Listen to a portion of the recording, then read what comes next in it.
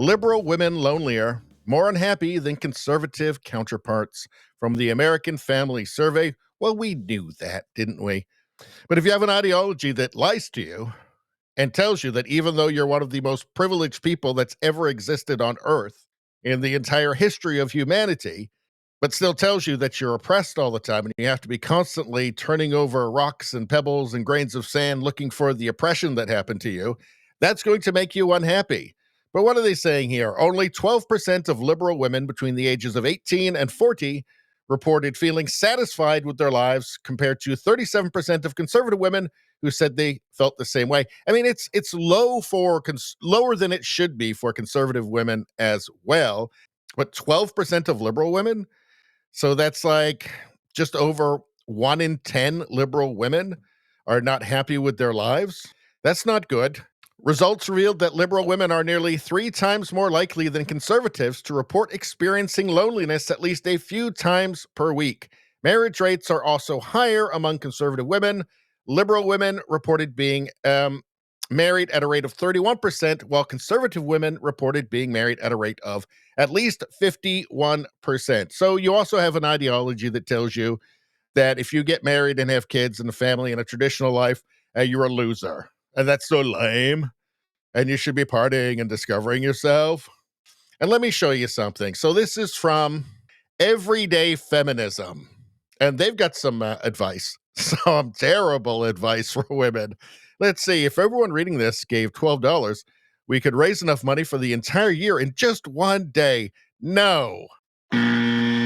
Tommy gets nothing. But anyway, let's take a look. 8 warning signs your partner is actually really sexist. Really sexist. So, liberal women are very worried about sexism, and they're looking for it under every grain of sand. Let's take a little peek. They've made you feel belittled. Uh-oh. Uh-oh. And by the way, each one of these 1, 2, 3, 4, it goes down to 8. That's how many cats you have as you graduate through each step here. So you end off with 8 cats. If you get to the end, 8 cats. And then I guess you can add more after that. So let's see. They've made you feel belittled. So, of course, this can happen to anybody, regardless of gender. Then why bother with this? I mean, why bother? This can happen to anybody, regardless of gender, but it's definitely evil sexism. It's definitely the patriarchy, but it could happen to anybody, regardless of gender. Maybe you're just trying to pick a fight. Maybe you're just looking for something. This is essentially saying you have to be alert. This whole thing is saying you have to be alert all the time in case you feel belittled in some way, even if it's your imagination. I mean, it could be your imagination, but it's definitely the patriarchy. Let's see. They've pressured you about your body. Says, what we do with our bodies is our choice. So if your partner makes you feel bad about choices regarding your own body, it may reflect an unhealthy entitlement complex, regardless of your or their gender. Entitlement complex. Let's see. If they simply don't find your fashion, beauty, or fitness choices aesthetically pleasing, that's not really their business. But if you want to be in a relationship with them, it kind of is their business a little bit, isn't it? I mean, speaking of unhealthy entitlement complexes, kind of feels like maybe that's something you want to consider. This kind of feels like, no, you don't need to have any self-accountability whatsoever. Everybody just has to love you no matter what. You're perfect just as you are. And your cats agree. They don't ask for your consent. Even if someone's not an outright R word, any sort of sexual misconduct is a red flag. Well, a respectful person is not interested in sex, kissing, cuddling, or anything else with someone who does not freely consent. And they're willing to ask for your consent so they don't risk making the wrong assumptions. Is that a turn on for the wives out there? Is it a turn on for your husband to ask permission to touch you? Is that a turn on? Because it kind of seems like something that might, turn a typical woman into the Sahara Desert.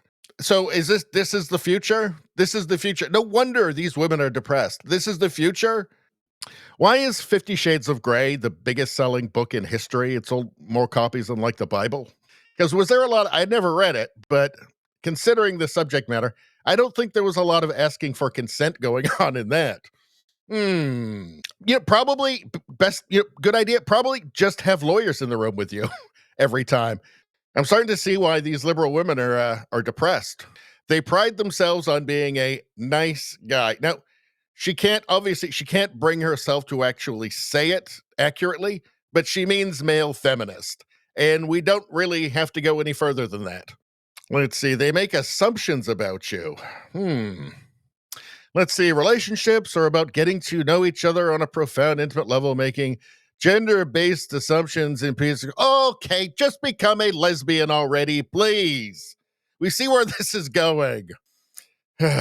Next, they insist on following gendered dating scripts. If a guy feels the need to always pay for a female partner's dinner or open doors for her, such that he refuses to let her do either ever, he may not be secure in his masculinity. So many cats in the world, so many cats. So if you're a normal woman, date a normal guy, and if you're not, shave your head and buy a jean jacket and buy an Indigo Girls album and just listen to that from now on with your box of wine and your 57 cats. Because this is not a recipe for success. Is this just for mentally ill people? Are so many of them mentally ill that this is now like what's highest in demand for liberal women? I don't know. They make jokes at one gender's expense. It's not particularly funny to hear about how difficult women are when they're menstruating, if that stereotype prevents people from taking you seriously. Oh, God. So here's the thing. This is to the men out there. Just don't date liberal women. Just don't date them. Don't marry them. They're just far overly sensitive. Overly sensitive, woke liberal women are just a recipe to be miserable for the rest of your life. That's just the way it is, right? So this just feels like a description of the type of woman to avoid if you expect to have any amount of peace in your life or happiness or success. Basically, what we're hearing here is everything men do is wrong, and women should be perpetually offended and angry and alert for any kind of oppression that might be coming, any kind of patriarchy that's being done to them. Got to be constantly alert, constantly wary, watching. Did he do a patriarchy? If so, I need to be a Karen now. Warning signs that your partner is actually really sexist. This is more like warning signs that your partner is going to leave you eventually because he's so unhappy. Must like cats. Seeking roommate. Must like cats. Lots of cats. Nevada says commies don't know how to love, so they don't get love. It's so sad. It's so sad. But I don't feel sorry for them, though. They shouldn't be dirty, filthy, disgusting commies. It's their responsibility. Anyway, that's all I'm going to say about that. Please like, share, and subscribe. Subscribing really helps me out. I thank you for that. I will see you next time.